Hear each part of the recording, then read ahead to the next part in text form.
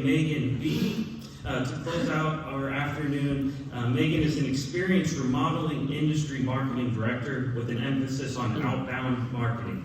Megan focuses on the psychology behind buyer resistance and the processes that create trust in the consumer's mind. She's also skilled in demonstrating and teaching the one called Close 10-step selling system and has high-level recruiting experience in all areas of the home improvement industry, including sales, marketing, and installation. As a consultant with Tony Hoty training and consulting, Megan helps home improvement companies grow and become more efficient with their marketing. Please welcome Megan here to talk about effective appointment setting for the metal roofing community.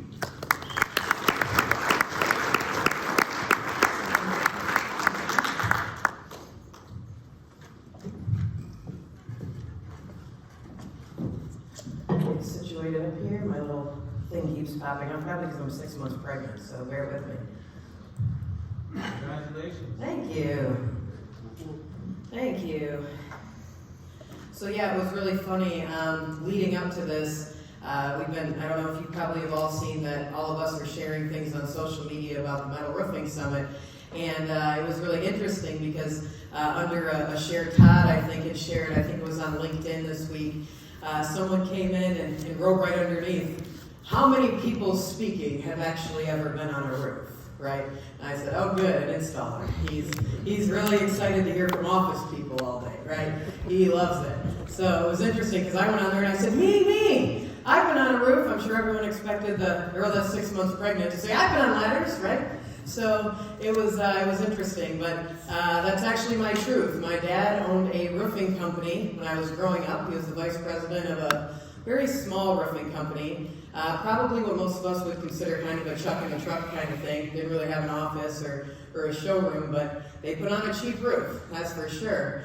And so I'm a little bit of a chatty Cathy, and I might date myself a little bit by telling you all this, but back in my day, that's how all great stories start, right? Back in my day, the internet still cost per minute.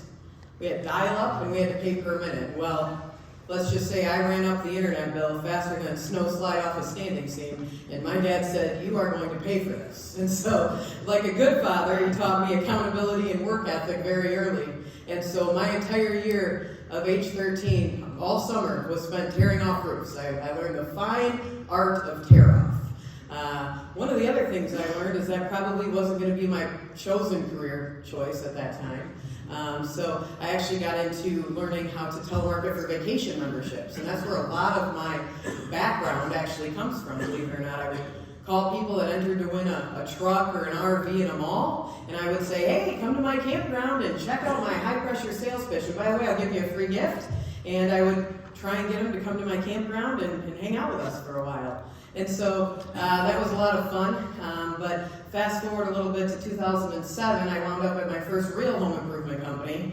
I say real because I did work at one when I was 18, very briefly, and they bounced my paychecks and went out of business, so that's think that would have been enough for me, right? I bet that company never thought this is what I would end up doing with my career at that point. So, but in 2007, I wound up at a real home improvement company, and by real, I mean they had, all of their processes and systems put in place, but they needed some help in the call center. And so this was in the Kalamazoo area, and I wound up there, and after about 30 days of making basically cold calls on old telemarketing leads, I was promoted to the call center manager, and within a year I was the marketing director.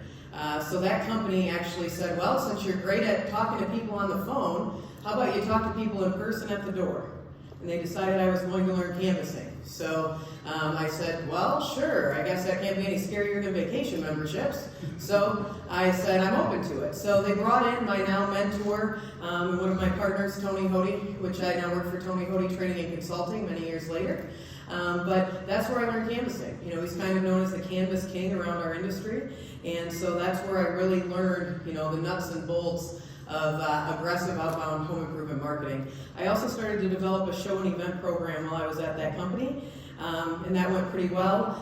And then I also developed a Sam's Club program. So that was another big thing that I learned was retail marketing. And so through all of this, what I found out was, number one, I have to follow a process, a proven systematic format to make things happen. And whether it's in marketing, it's in call center, it's in sales, all of the above, you have to have a process, otherwise you're left to your own devices, which is what I call winging it. Please do not wing it.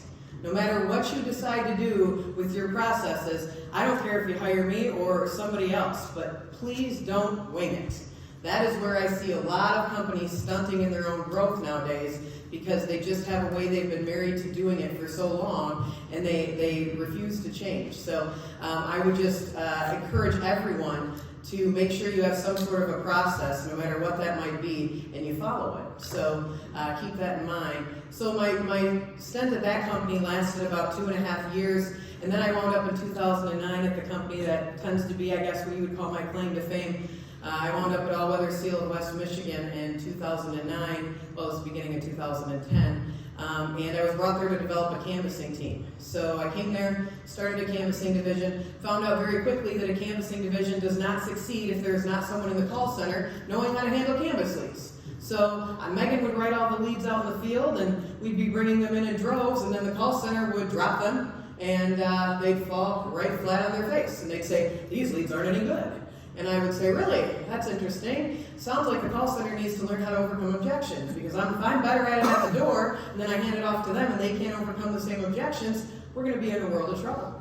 So I ended up changing the call center environment there. We changed the confirmation process, started some objection handling, and then we developed a show and event program. Our show and event program, we ran it up to 300 shows and events per year. It's a logistical nightmare. You must have someone that coordinates and manages it in order to make that work. But that ended up being one of our biggest lead generation tools, and I then developed the call center strictly on old sweepstakes leads. Now, I know a lot of companies are scared of sweepstakes leads. I have a personal opinion that all leads, no matter when they decide they're going to buy, are an opportunity, and it's up to us to turn that into something. So there's going to be, of course, people that are in a 10-year-old lead batch that already got the project done. But if we already paid for that lead, why would we not want to contact it at some point, especially if we have holes in our schedule we need to fill? And so I developed a very aggressive sweepstakes program at that company, and we grew marketing from 1.7 million to 6 million in 4 years with 0 digital, 0 TV, and 0 direct mail. So no forms of traditional advertisement. In fact, we were still using a website that somebody's cousin had built until 2016. So to just give you an idea, this was something we developed through hard work and hustle. It wasn't anything that came to us easy. So I really cut my teeth on tougher leads. And so while I was there, I also learned the One Call Close 10-step selling system. I went to the closers camp with Rick Grasso. I learned a lot from him at that point. He's been a mentor of mine over the years. And I developed a sales training system. So all of the salespeople at All Weather Seal, we would train with the same type of system I use training marketing people.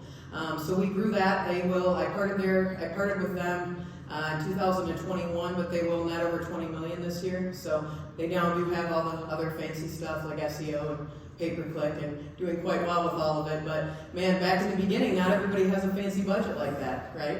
And so we had to make do with what we had, and we had about a lot of old leads. So that's where Megan kind of came into place. So let's see. Okay, I'm going to try this clicker like everybody else did. We'll see how it goes for me.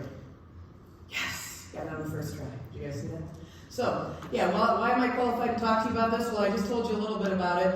Now I'm a consultant full-time with Tony Hoty Training and Consulting. My husband and I also own a retail operation in West Michigan. We own a fence company. So I'm doing this stuff day in and day out. I have someone obviously that fields my leads now, but I still run leads on a daily basis. And there's some testimonials up here from some of my clients. I've now worked with over 30 multi-million-dollar home improvement companies in the country, and most of that is call center. Sometimes I go in and we need a sales accountability process, so I put that in place. Sometimes canvassing events need some coaching or a session to get them excited about a big home show. So that's really where my specialty lies. But today, I want to talk to you guys a little bit about my passion for metal roofing specifically, and then I'm going to talk to you about a proven process of setting qualified appointments for your sales team. So, where does my passion for metal roofing come from? Well, this is a little meme I put out a few years ago with one of my salespeople, and that text on the left is actually from that exact salesperson that I trained in that picture. And I can't tell you how many times my sales team would leave a lead and say, "Oh, I feel so bad they paid $6,000 or $10,000 or 15 grand for an asphalt roof, and here I am, a year later, putting on the right solution for these people. Now, if you sell asphalt, that's okay, but we're here today to talk about metal roofing. And for me, when I saw a product that we could put on people's houses that meant they never had to roof again, that made me pretty passionate about what we could do for people. And so metal roofing has always been near and dear to my heart. Number one, I like big tickets. Number two, there are so many options out there in the roofing industry, and very few of them have a very long-term solution for a customer. And metal roofing is one of those things that does. And so I've seen it change a lot of people's lives. So the other thing I'd like to mention is this quote on the bottom here. We actually have this when we send emails and it quotes out for our fence company. This is a little tagline at the bottom that every customer sees. The bitterness of poor quality remains long after the sweetness of low price is forgotten. And that's something we all have to remember. It's not about the price. I can't tell you that enough. And, you know, a great example, I have a great story. I have a couple stories I'm going to tell you today that I think you'll really see value in. And one of the ones that I want to discuss first is probably 7 years ago, I'm at All Weather Steel, still fielding phone calls myself. And I answer the phone, "Hi, it's great day at All Weather Steel. This is Megan. How can I make you smile today?" And then the lady on the other end of the phone says, "Hi, I was wondering how much your roof is compared to asphalt." And we don't carry asphalt, we only carried stone-coated steel at the time. And so I know for a fact that she's asking me how we compare to asphalt. She's asking me questions about metal roofing. And I said, well, that's a great question. What makes you ask? And that's one of the things I'm going to teach you guys about today is we really on the phone, we have to seek to understand before we wish to be understood. And a lot of times we miss that boat. We're trying to get our agenda across on the phone instead of listening to what the customer's trying to tell us. Because they will drop clues and hints all the time on the things they need to hear in order for us to build trust. But a lot of times we're not listening because we're too worried about what we're going to say next. So this customer, when I answered the phone, I said, "Hey, well, that's a great question. What makes you ask?" And she said, "Oh, my husband, he's got a quote for asphalt for $7,000. He just thinks it's so ridiculous and astronomical. He'll never pay another penny over $7 grand. And of course, she says, I heard some metals are cheaper than asphalt. And I'm like, uh-oh. Right? Well, uh-oh. She's someone's lied to her. Or maybe she got a quote on Barnton. Maybe she perused through Menards and saw a couple panels and did the math herself. We don't know, right? So my point was, go ahead and tell me more information before I give you this answer. And she says, yeah, my husband's not going to spend a dime over $7 grand. And I said, and that's a quote for asphalt. She said, yes. And I said, I said, well, what makes you say he's not going to pay? Oh, he just thinks that's so ridiculous. I said, it's kind of steep for asphalt. I can understand that. And I said, but let me ask you a question. How long do you guys plan on keeping this home? And she says, oh, forever. And she said it very emphatically. Oh, forever. And I said, you sound pretty sure about that. What makes you say that? She says, we have 9 children, and we have 8 bedrooms in our house. We're not going to find another house with 8 bedrooms. And I said, good enough for me. You need a roof that's going to last forever. And so in my mind, asphalt's going to be far more expensive than metal when she has to roof 3 or 4 times. And that's where we miss the boat a lot on the phone. We assume that they're not going to buy it. Guys, it has to be demonstrated to be appreciated. We've got to get our guys in the house to do that inspection in order to justify why our cost is going to be higher. And if we don't, shame on us. So, this lady, I'm talking her through this, and I said, I got to tell you, I can't tell you metal's going to be cheaper initially, but what I can tell you is that if you're planning on keeping this house long term, the last thing you want to do is put 2, 3, 4 roofs on this house. You sound like you're in your 30s, and that means you're going to be here for a while. And she's like, yeah, but I think it's going to be more. And I said, well, I'll tell you what. Here's one of the things we do for people just like yourself that are on the fence and they're not sure if they should do asphalt or metal. We'll come out. We'll do a free inspection on your roof for you. We'll show you the different options, and then we'll help you weigh the options between if asphalt makes more sense or metal makes more sense for you. And if you decide metal's too much, that's fine. Feel free to tell us to kick rocks and we'll leave. She went, okay, I guess I'll give it a shot. They bought a $21,000 steel roof the next morning. 3 times the amount that they told me they would pay on the phone. Why? Because I know the sales process and I know that it works. And I know that if I get in front of people with a product and I solve their problem, and I'm not saying cheap, I'm saying affordable, if I'm able to make it affordable, people are going to buy it. And I know that, and I have confidence in that in my heart. So when we got out there and we sold the roof, salesman says, I can't believe I sold it. I said, I can. She was a prime candidate. She's never moving. That's the home she's going to be in for the next 50 years. If you ask a customer how often they want to do this project, the answer is usually not even once. They don't even want to have a contractor in one time. What makes you think they're going to want us out there 2 or 3 times doing a roof again, plus inflation? You know, Frank and I were talking at the, and I say a little different than him, but we mean the same thing. I say, the most expensive thing you can do isn't go with a metal roof, it's do this more than once. Who wants to keep doing this? Most of the time people are like, oh, I guess that's a good point. We don't want to do this over and over. Fantastic. Well, let's get you a permanent solution then that you guys don't have to worry about for the next 20, 30, 50 years, right? So that's where my passion for metal roofing comes from. I've seen it change customers' lives, I've seen it change salespeople's lives, and I've seen it change companies' lives. And so it's important to me, you know, that we sell a product with integrity, and that's exactly to me what metal roofing is. So I want to talk to you guys a little bit about the 7 steps to setting a qualified appointment. There's a few different things in here. We're going to talk a little bit about the psychology behind some of the verbiage. I will give you a slide with 5 questions I believe you should ask on the phone. But these are the 7 steps to setting a qualified appointment. We're going to walk them down one by one. I'm going to try and leave about 10 minutes at the end or 15 for a Q&A. So if you do have some questions, write them down because you will forget them by the end. Trust me. Okay. Introduction. Our initial greeting and introduction should attempt to separate you from the herd. Let me share something with you. If every customer calls your company and you say, hi, this is Megan with such and such, how can I help you? You sound exactly like all of your competitors. Okay? Now, if you want to sound like your competitors, that's fine. Obviously, that will work in most cases.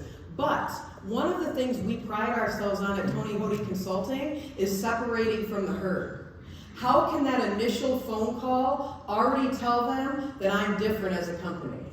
How can the initial greeting say something to them that says, wow, this company is different than every other one I've called? Okay? And one of the ways that we do that, and I think I actually got this from Joe Tolman many, many years ago when he was still at Armco, and it's a great day here at such and such company, American Metal Roofs, for example. How can I make you smile today? Okay? Now, I'll tell you a little secret. Half the clients I work with, they hear this and they go, oh, Megan, that's corny, we don't want to do that. And I say, oh, okay, well, it's been my experience that the people in the demographic I'm looking for, they like corny. They respond well to it. So don't be so married to your ego that you believe that it won't work before you've even tried it. That's called contempt prior to investigation. And too often in the home improvement industry, that's us. We've decided it won't work before we even give it a shot, right? So, on the other hand, one of my clients out in Arizona, a window company, got this raving review, if you guys want to read it up there, about how they knew we would be more, and they also knew that they would probably go with us because we had their best interest in mind, just from that one greeting. So just to give you an example, that's one of those things that it may sound corny, but I'll tell you what, it also does something. If you have a call center that you're fielding your service calls, let me tell you a little secret. People can't laugh and smile and be pissed off at the same time. So if you say to them, how can I make you smile, and it makes them smile, I have a much better chance of rectifying this phone call in a way that the customer feels good about. So there's many times where even if the customer is not calling for a positive reason, if we say that, we can get a little giggle out of them. There's nothing wrong with that. That can't hurt us any in the long run, okay? So now, the other thing to remember is at the introduction, they're calling you for a reason, okay? If they could do the roof themselves, they probably wouldn't be calling you, right? So we have to think about this, that they call the experts, and we need to guide them through this process. See, there's a really split thing in the home improvement industry I'm noticing as I work with more and more clients. We're either very sales-minded or very customer service-minded. And when we answer the phone, we actually have to be way more sales-minded and less customer service-minded. What do I mean by that? Customer service normally lets the customer lead the conversation. That is a terrible decision from day one. It is. You let the customer lead the conversation, you're going out into nowhere's land eventually, okay? However, they are calling because we are the experts. We have to guide them as trusted advisors through this process. They have to call and be reassured that, oh, thank goodness, I finally called somewhere that understands and cares. We need that to be the feeling that they have in their mind when we speak to them on the phone from that initial greeting. They have to be able to feel good about the fact that they called us. If they call, and I do mystery calls, so some of you may be surprised about this, maybe not. If you call me and ask about my consulting services, I'm calling your office and pretending I'm a consumer to see what you're doing. And then I'll send it to you. Now, the companies that want to get better, they love it. The companies that don't want to get better, they hate it. Either way, I feel it's my duty to be clear and transparent. And I called one the other day, and I said, yeah, I wanted to get some information on roofing for my home. And she said, oh, what kind of information do you want? And I went, oh, maybe I called the wrong place. Oh, no, that's them.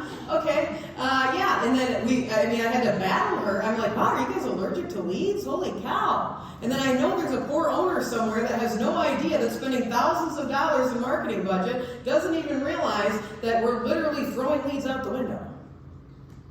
So I would really encourage everyone to have a process and follow it. Call it yourself. You have to inspect what you expect. Ultimately, everything rises and falls on leadership, which means that starts at the top. That starts with the owner, not the manager, not the person fielding the leads. That starts with the owner. So you owe it to yourself to call your own company and then say to yourself, is this a process that I would respond well to? And if you wouldn't, then maybe you need to reach out for some help, right? So greeting is very important. They need to know they called the experts. Now, the next step in our process is to gather information first. Again, sometimes customers are going to lead with questions that I like to call objections that aren't. Those objections that aren't sound like this. How far out are you in terms of lead time? How long is this going to take when you come over? How do you compare to such and such brand? Do you carry such and such brand?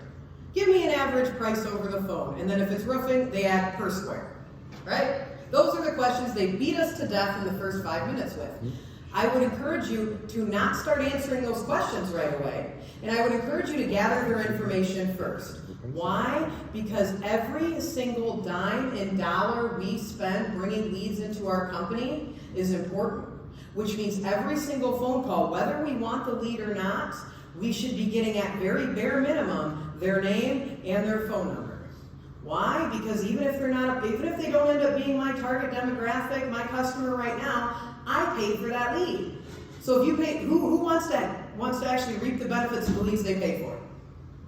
Not everybody? Holy cow! I hope everybody's hands would be up at that point. Maybe some of you are still asleep. You won't be for long. Just keep listening.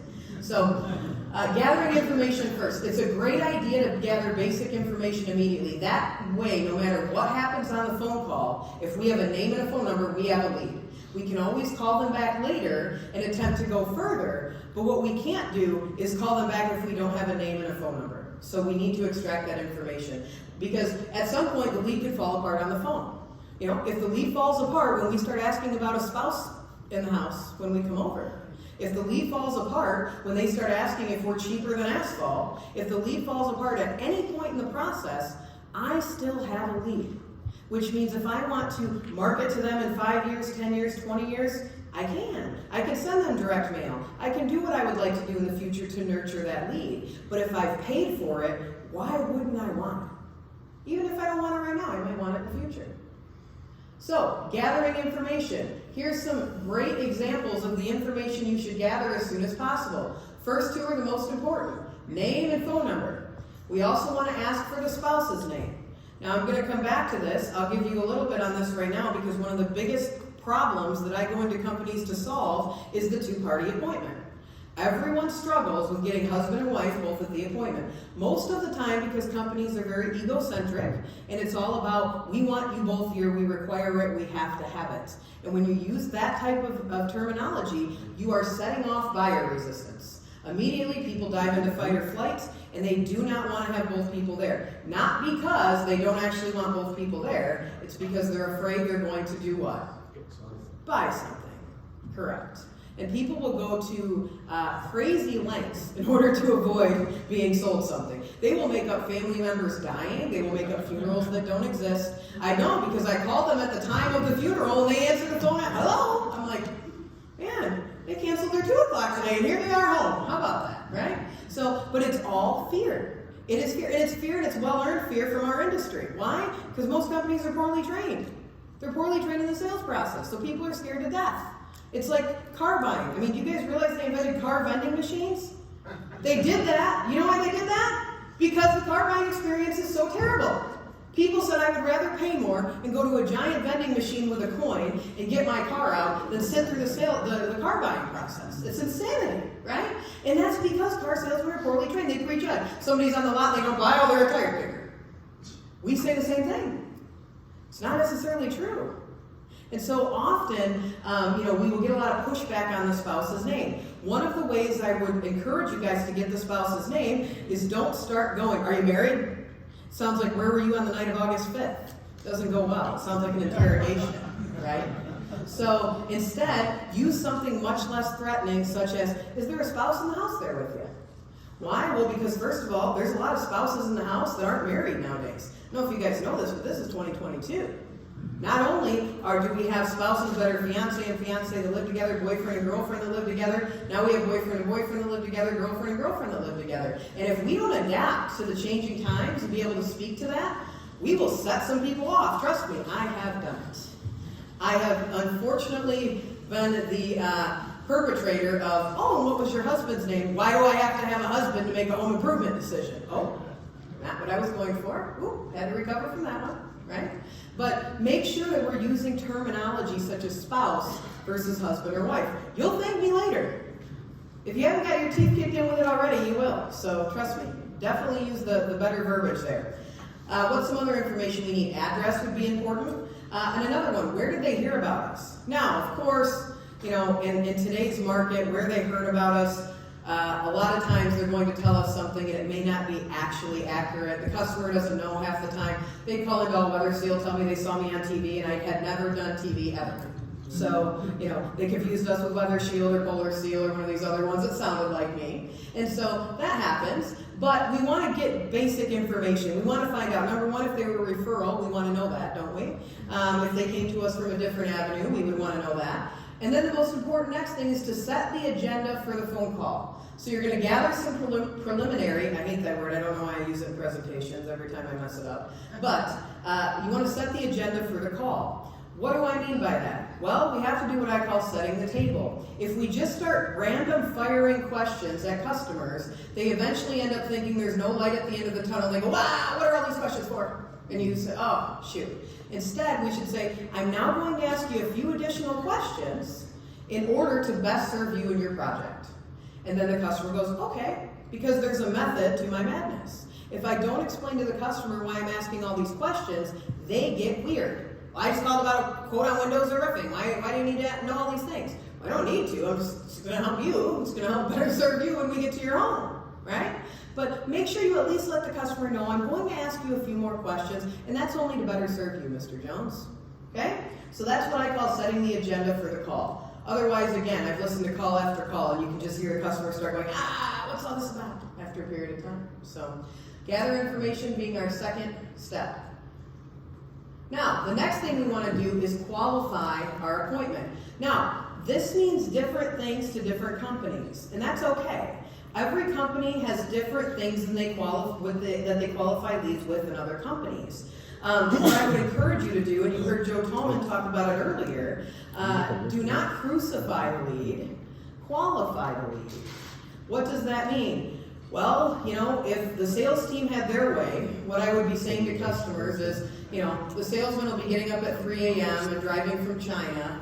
If you could have your checkbook and credit card ready when he gets there, he would be really grateful. But that's a lot of pressure, right? And so we don't want to crucify the lead by asking so many questions that the customer comes back feeling like we asked for their firstborn. We need to ask questions, though, to make sure that these are people that are going to benefit from what we have to offer, right? So A few examples of that. First of all, I want to make sure they're in my service area. That's a basic one, right? But I would get a lot of people calling in, and they would say, oh, we're in such and such town, and it may be outside of our service area. So that's an important piece when you get the address to make a note of, right?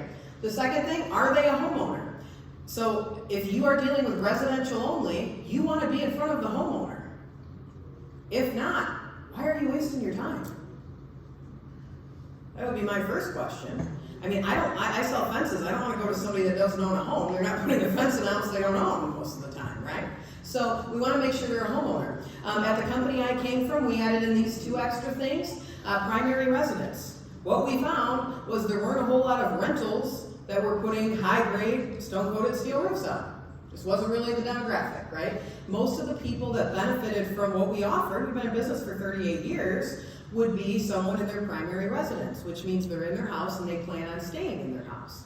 And then staying in the home long term is the next piece. We would actually ask people, hey, how long are you planning on keeping this home? Because look, if you're flipping it and you're selling it in a year, I mean, I don't really blame them for not wanting to put metal on in most circumstances. Sure, you'll get some people that are married to metal and really want it, and they'll buy it regardless, but most of the demographic that we found were people that planned on keeping their home. That was the person that really benefited for putting a steel roof on it. So that was a question we asked. We also started finding out, and much like something that Frank said earlier, we found out that people under 35 didn't buy steel roofs. And even if they did not get bought. And that was the bigger problem. We had a whole bunch of people, the first year we started doing steel roofing, we ran everybody. We ran high home values, we ran low home values, we ran trailers, we ran stick-built homes, we ran young people, we ran senior citizens. And what we found is we had one sale that stuck with homeowners that were under 35. Now, that was 7 years ago, times could have changed, but the only way to find your true demographic is to find your true demographic, is run everything and find out, right? I can theorize all this stuff, but we actually went and found out. So what do? Well, we started talking to people, and if they were under 35, we'd let them know that, hey, our roofing system is usually for people that plan on keeping their home forever, and a lot of times people in their 20s are in their starter home. And when you explain the truth to people, you don't have to lie. When you tell them the truth properly, you don't have to make stuff up. It's too hard to keep track of. You'll get caught lying to a customer. Someone in your office will not be on board with the lie and will tell on you. Trust me. Might be on the install end, might be on the sales end, but if you just tell the truth, you don't have to worry about it. But it's all in how you present it.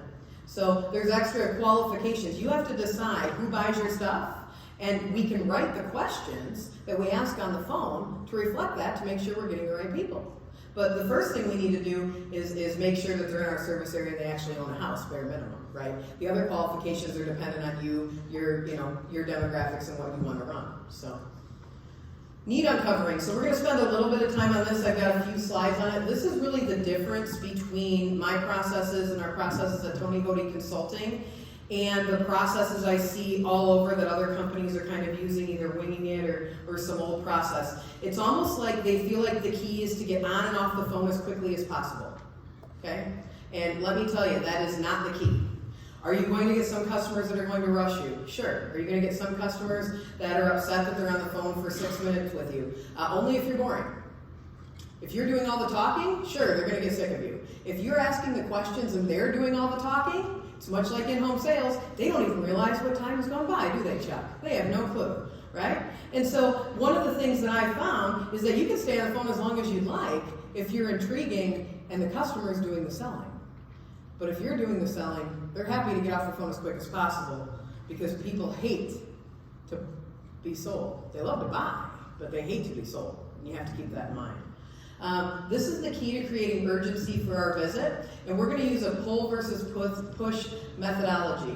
What that means is we are going to uncover the need that they're talking about with the roof. Now, what does that sound like? Well, first and foremost, we're obviously, I'm sure everyone in here knows they should probably ask the age of the roof on the phone, right? I mean, that's a pretty basic one where we want to say, how old is the current roof you have on your home? That's a very basic one. But then we're going to use what I call pull versus push methodology. Now, what do I hear a lot of companies doing on the phone? Push methodology. They're trying to push problems onto the customer. They're trying to force the customer to tell them a problem so they feel good about going out to the house. On the other hand, If you ask the customer questions and pull the information out of them in terms of what they're unhappy with, we will get much further. Because we're talking about what the customer actually cares about, not what I care about. So quite often, when we're using push methodology, when I listen to mystery calls, this is what I hear. Oh, how old's the current roof? Oh, 20 years old or so. Oh, okay, are you experiencing any leaking? No. Curling? No. Pretty soon the customer goes, oh, I guess it's not that bad. Oops.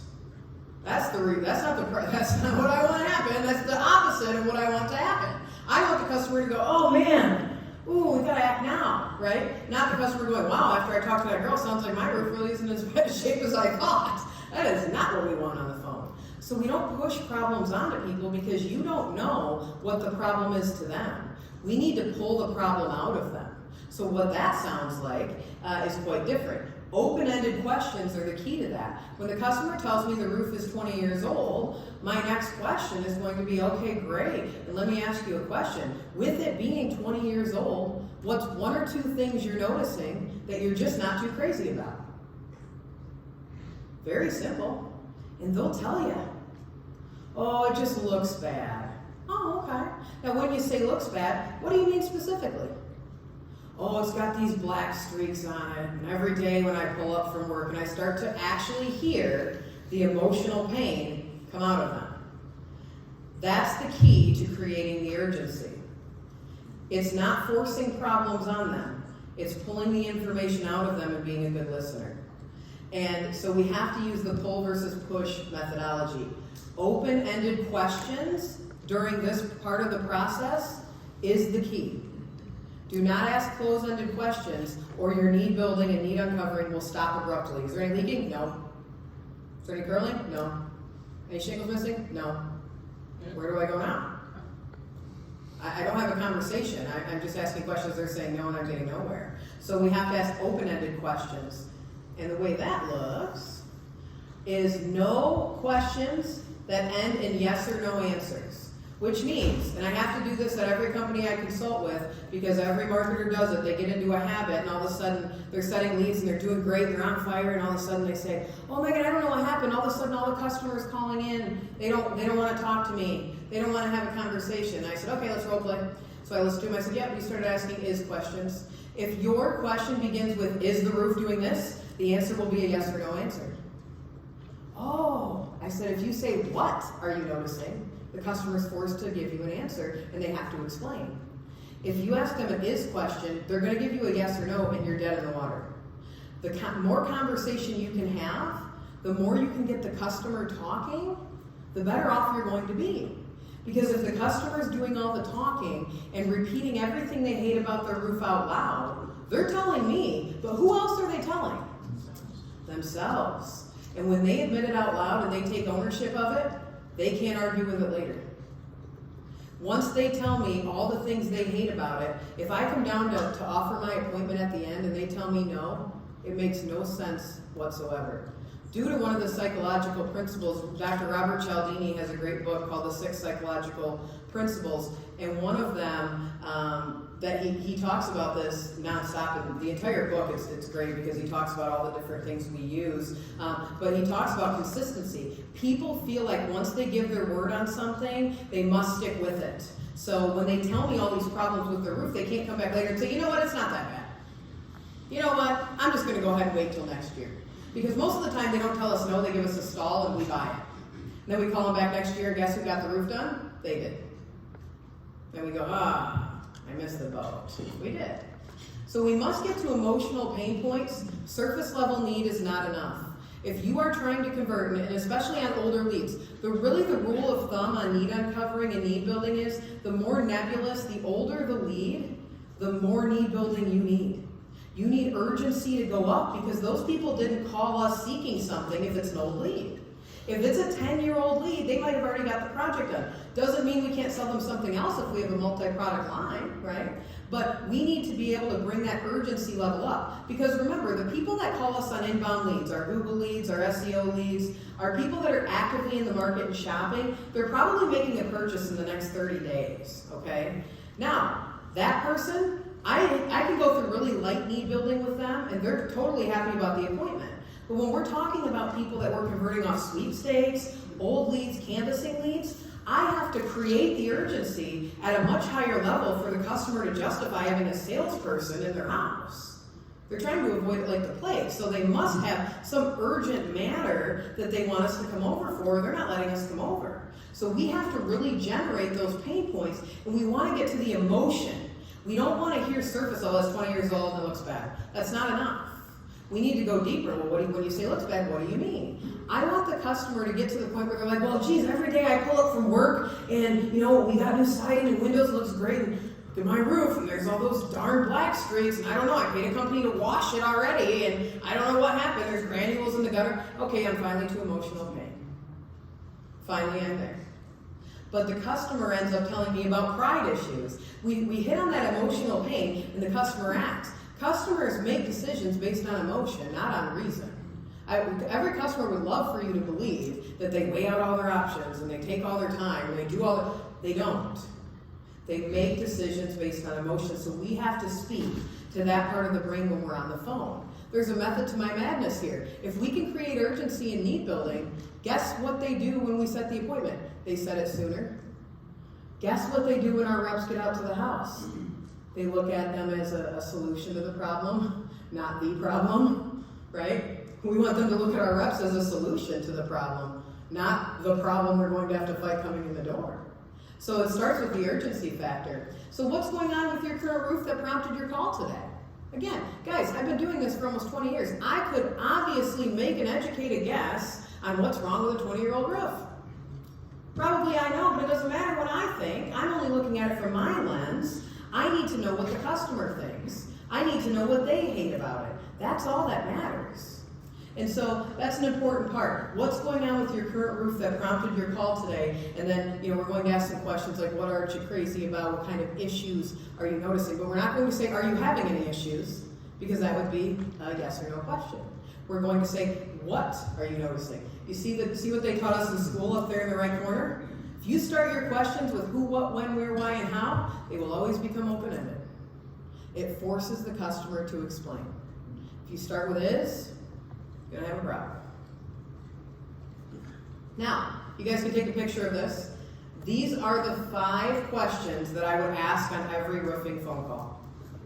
Now, there is one question at the end that is a yes or no, but there's a reason to that. I'll explain in a moment. But with it being 20 years old, what are you just not too crazy about? And we'll get some things. Now, we're fishing for looks or functionality. Those are the 2 main reasons that people are going to change their roof, or any project for that matter. So we're fishing for a couple things. Now, the other thing we're going to ask is where are they noticing that on the roof? Okay? Also, expect that your customer is not going to know the technical terms of things. Okay? They're the customer. You're the expert. So when they call in, they don't know they have mold. They don't know what the black streaks are. They're just going to say, we have black stuff on our roof.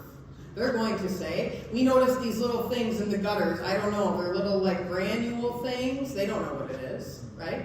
And so we're going to ask questions and probe. So for instance, with it being 20 years old, what are you just not too crazy about? Customer might say to me, we've got some curling.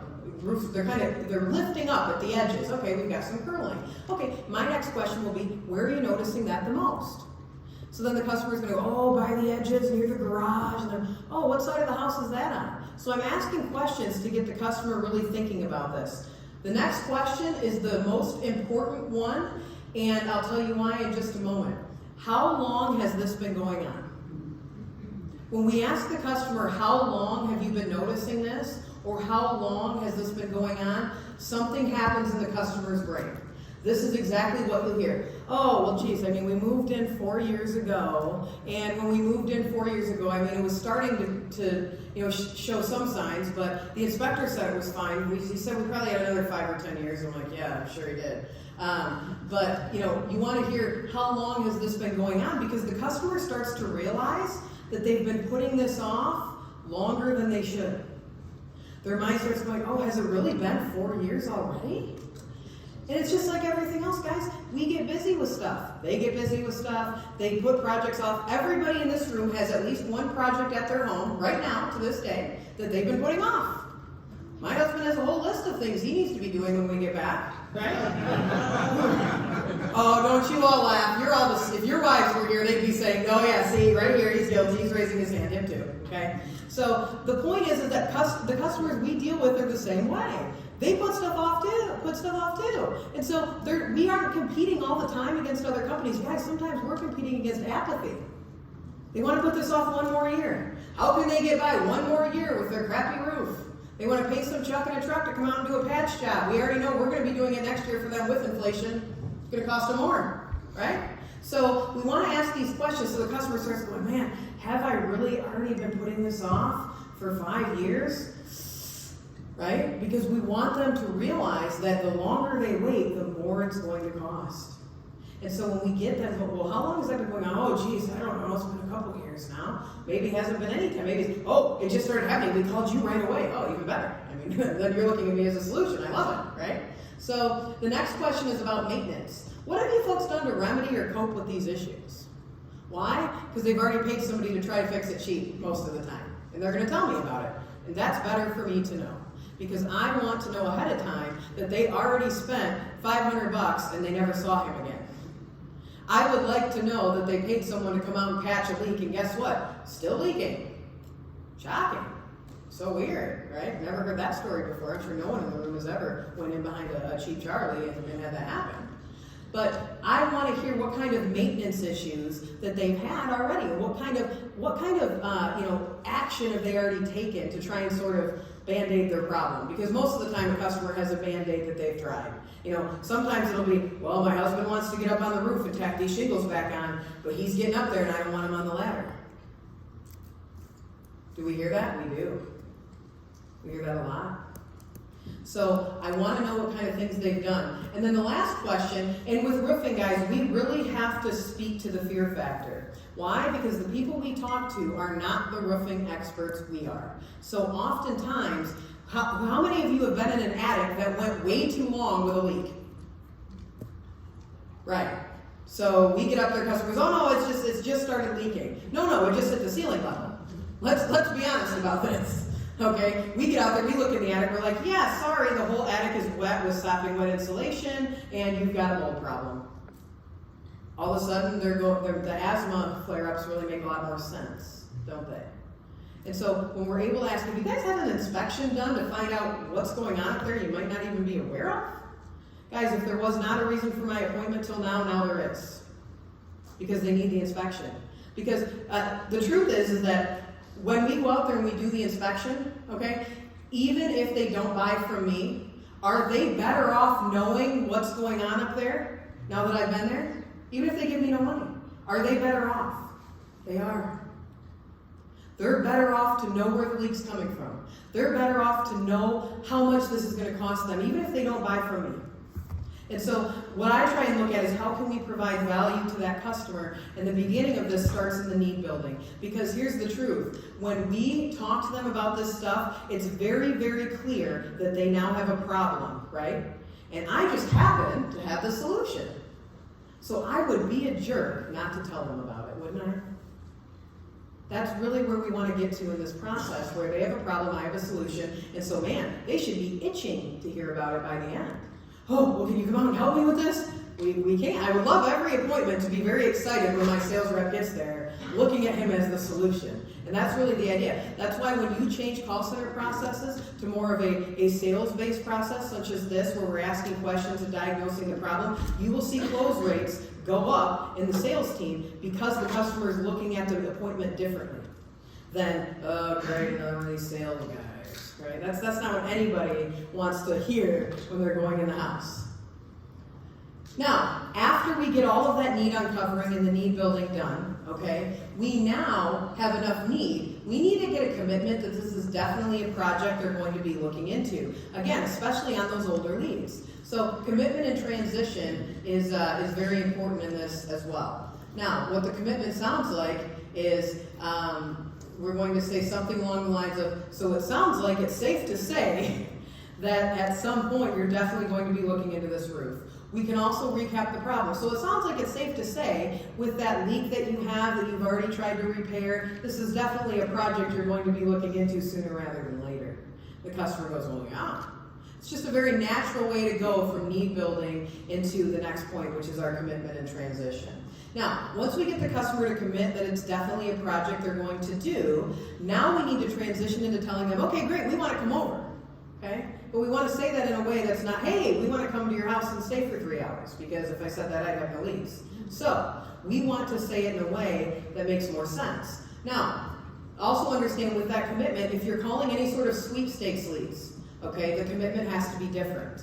If you're calling a sweepstakes lead, what the sweepstakes lead is they're expecting that they want to win, which who wouldn't want to win, right, Todd? I mean, everybody'd like to win if they could. Who wants to pay for it if they can get it for free? No one, of course. However, if you're calling a sweepstakes lead, and I built my career on them, so I know, this is where the key to actually setting an appointment that's qualified versus just sending salespeople to people that go, I don't know why you're here, I thought I won. This is the difference in that, okay? Oh yeah, I've had that a million times. I'm like, really? They thought they won? Okay, great. You didn't show up with balloons or a giant check, so I don't know how they thought that, but okay. So with the commitment, if it's a sweepstakes lead, our commitment has to say, so Mrs. Jones, it sounds like with the roof being 20 years old, with it being, having all the streaks and the curling that you told me about, it sounds like whether you win or you don't win, you're definitely going to have to do a roof in the future. Is that true? Oh yeah, I guess so, Megan.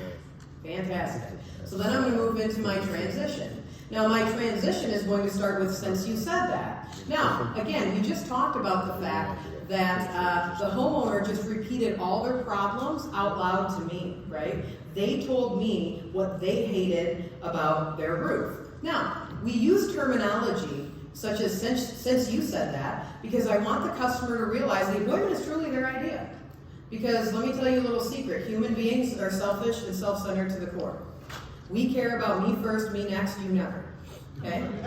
And so when we know that, I know for a fact that if I give the customer an idea that I came up with, there's only a 50-50 shot that they think it's a good idea. Right? I mean, they might think it's great, they might think, you're just stupid roofing sales girl and I don't want to do it. However, if it's their idea, they love it. They think it's amazing when they came up with it. So, since you said that, Mrs. Jones, like, look, don't shoot the messenger. I wouldn't even be bringing this up if you hadn't told me how bad your roof was. But hey, since you said that, let me share something with you that many other homeowners in your area have really found helpful. Very simple transition, but we're going to move right into our value of the visit after that. So, after we go ahead and get our commitment and our transition of since you said that, let me share something with you many other people in your neighborhood have really found helpful. We're then going to move into value of the visit. Now, our goal here is to get the customer looking at our visit as valuable versus looking at it as a sales presentation. Let me repeat this again. Our goal is that we want the customer looking at our in-home sales process as the solution and valuable, not as, no, they're one of these sales guys, okay? So in order to do that, we have to create our appointment around the solution to their problem. And so what we have to do with that is we have to do what I call scratch the itch you created in need building. This is where you are now becoming a doctor, okay? You're about to write the prescription for what they told you ailed them in the need uncovering. You need to speak to the exact problem that they had that they told you about. So if it's leaking, if it's curling, if it's shingles missing, all of the above, we're going to speak to that in just a moment. Now, we have to scratch that itch. Of course, you can do a generic value of the visit. Oh, come by, take measurements, show you an option, leave you a quote. Everyone says that. It's fine. It works. But if you want the customer looking at your appointment as a solution, we have to speak directly and customize it to their specific situation. So what does that look like? Well, we'll be happy when next time we're in your area, we'll swing by and take measurements. Now, B is the part you're going to customize. So this is really the key, is the value of the visit is comprised of 3 parts, A, B, and C, okay? Now, A is we're going to swing by and take measurements. That's how we begin, because that's part of what we're going to do. But the most important part, the meat and potatoes, if you will, of the value of the visit is B. We're going to customize that. So, for instance, if the customer told me that they had a leak in the roof, my customization would sound like this. Okay, Mrs. Jones, we'd be happy next time we're in your area to swing by and take some measurements. Now, we're going to perform a full roofing inspection for you. We're going to get up in the attic. We're going to find out what's causing the leaking that you have going on and what's going on underneath that you may not even be aware of. ooh, that sounds helpful, doesn't it? And so I'm going to tell her, we're going to get to the bottom of what's causing this. And we do that. How many times do we go into a house and find that a roof is not ventilated and insulated properly? More often than not, right? And so we're going to do a full inspection. Oftentimes we're going to get in the roof, in the attic, on the roof, whatever your process may be, and we're going to find issues that they aren't even aware of. Mrs. Jones, did you know you have no ventilation up here at all? It's 175 degrees in your attic in the summer. Is that fun? Is that comfortable? Probably not, right? So we want to be able to customize it to really speak to exactly what ailed them during the need building. We have to get to the bottom. That's the best way to put it. That's the best phraseology you can use. We're going to get to the bottom of why those shingles flew off your roof at rapid speed the other day during the windstorm. We're going to get to the bottom of what's going on with that curling. And then if we get nothing else, guys, we're at least going to let them know if they have any time left, right? We're going to let them know. Now, quite often when we go out to a house, it's not usually that they're calling us before they have problems, right? It's usually after, right? So oftentimes they are way past the lifespan of the roof. They think they got a 20-year shingle, so they're getting 20 years out of it. We all know that the years on the shingle is not a true predictor of lifespan. There's far too many other factors that affect the roof for us to say, oh, you got a 20-year shingle? Yeah, you're good for 20 years, right? That's not the case. Most of the time we go out somewhere and it's failing between 10 and 15 years, if not sooner. If it was ventilated and insulated, right, they might get 15, right? Maybe not, depends on what they bought, depends on who put it on, depends on too many factors until I can get there and actually evaluate it, okay?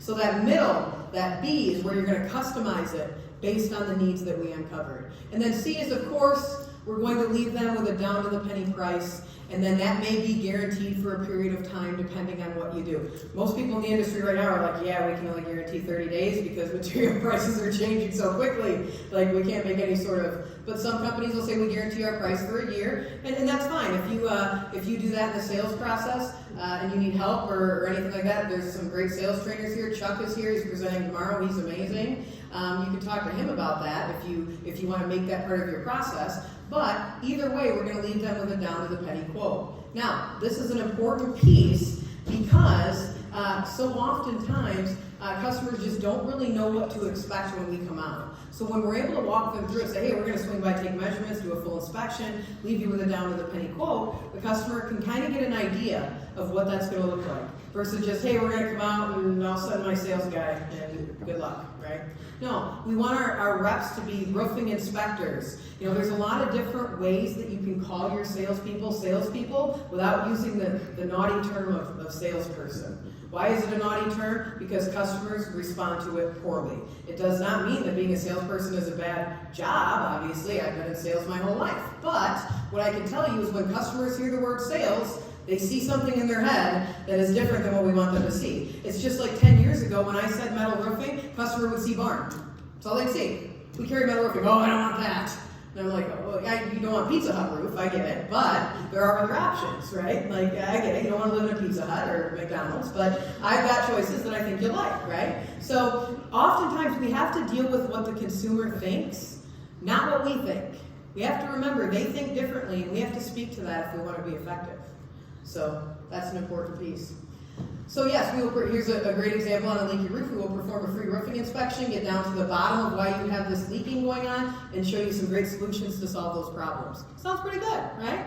The customer says, oh, that doesn't sound too scary. I would like to find out what's going on in my roof. I would like to see some solutions of what that would look like and what it would cost. And that's how we want them to look at and position our visit. Now, the next thing we're going to have to do at this point is now that we've got all of our value of the visit established, we've got our commitments and transitions, we've got our need building, now we're going to have to do a trial close to find out if we actually have a bite. Any fishing fans in here? Anybody like to fish? I have a pond at my house, it's fully stocked, we like to fish out there.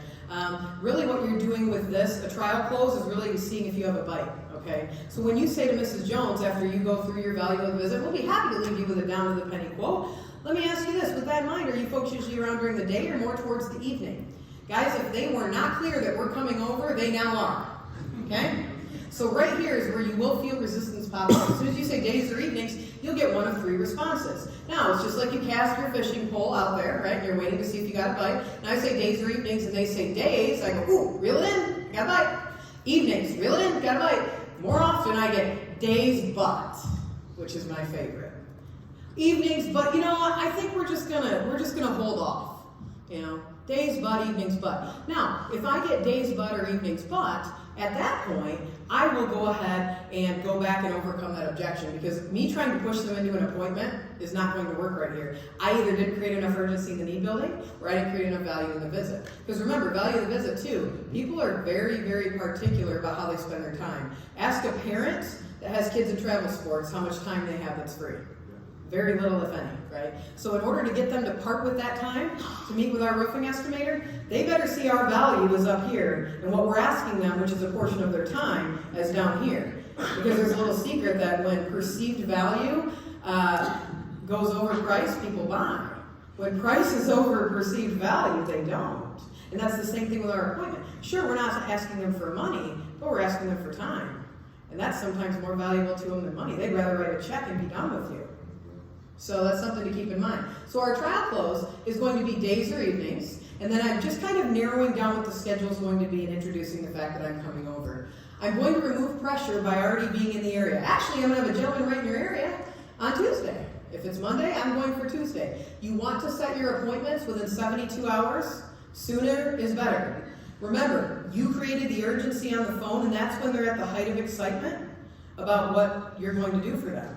The longer you let it cool off, it's just like a sales presentation, guys. The longer we let them cool off, the less chance we're going to get the sale.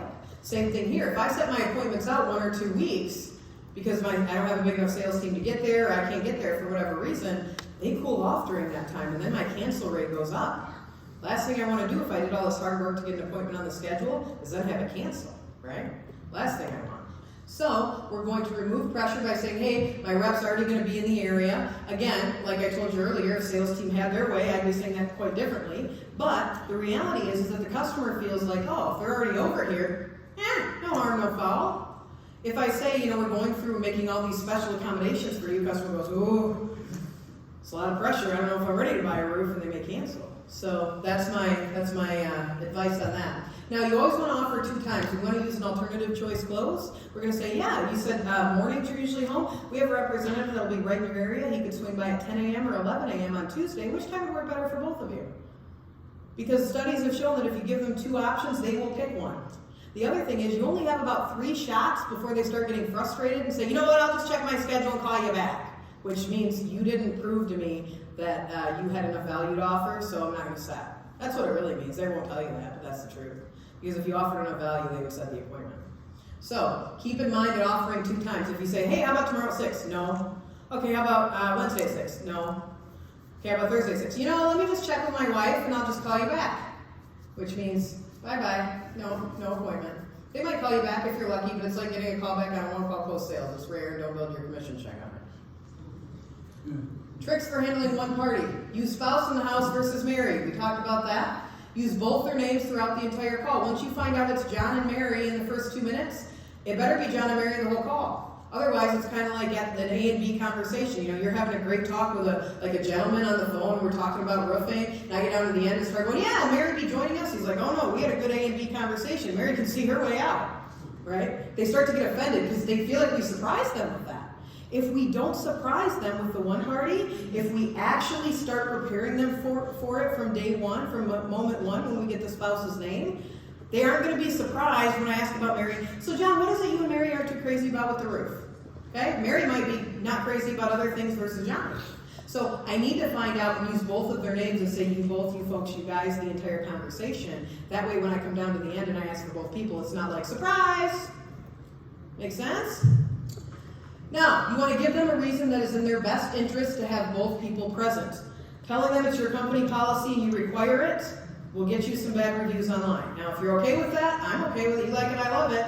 But I'm telling you right now, there's a better way we can handle that. What we can do with that is we can let them know that, hey, we've been doing this for many, many years, and what we have found is that we understand a roof sounds pretty basic. It's just a shingle, right? But there are so many options nowadays, and people, they don't sit around and think about their roof every day. This is a purchase people make 2-3 times in a lifetime. So when the roofing project does come up, trust me, Mrs. Jones, you're going to have way more questions from you and your husband than really anticipated initially. So in order to leave you with an accurate quote, we just want to make sure that we can, get with both of you. So we have to show it how it's in their best interest. And one of the ways I do that with metal roofing specifically is I tell the customer, metal roofing is relatively new to the residential market. There are metal roofing options out there that you're not even aware of.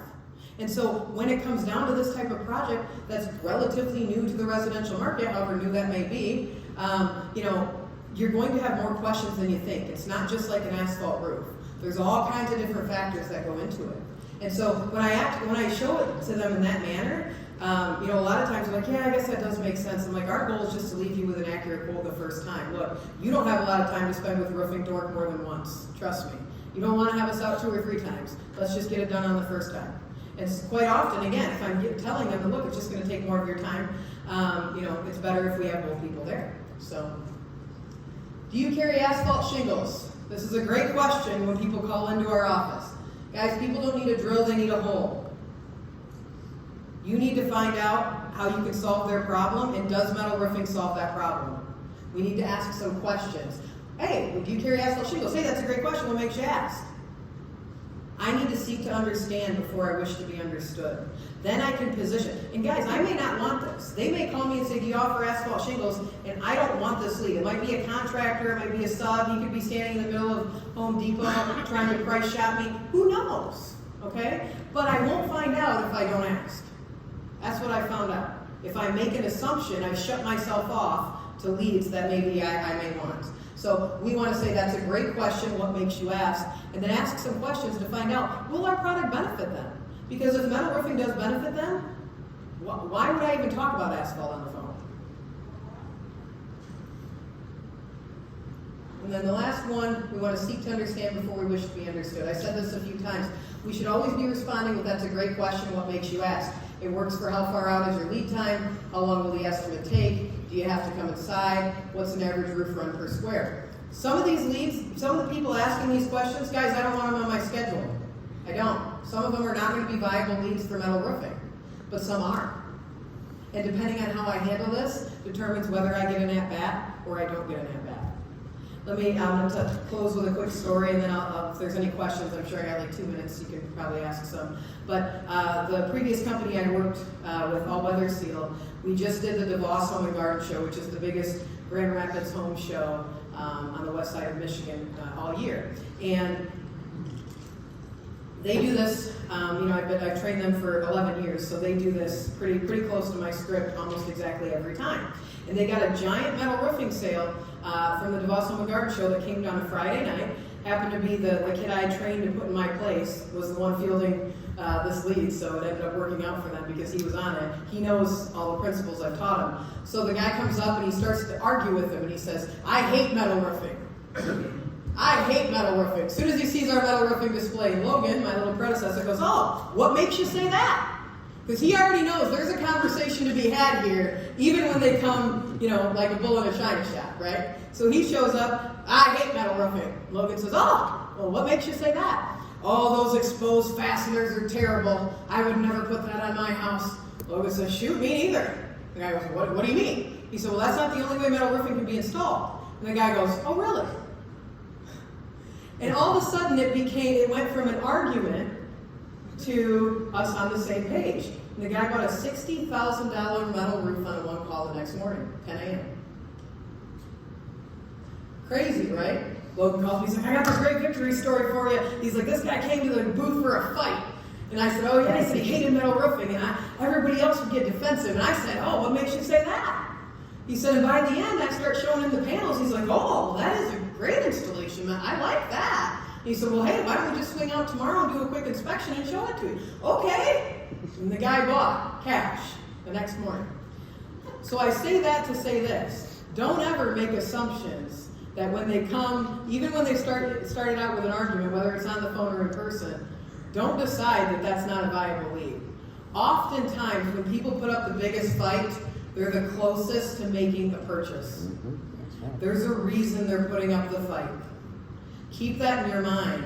Every single person that's talking to you about your product is an opportunity. Whether we want it or not, you'll find out through asking questions. But understand that we can't prejudge in a way that tells us, oh, this person hates metal roofing. It was actually the exact opposite with that guy. He just hadn't been educated. He did a little Googling, right?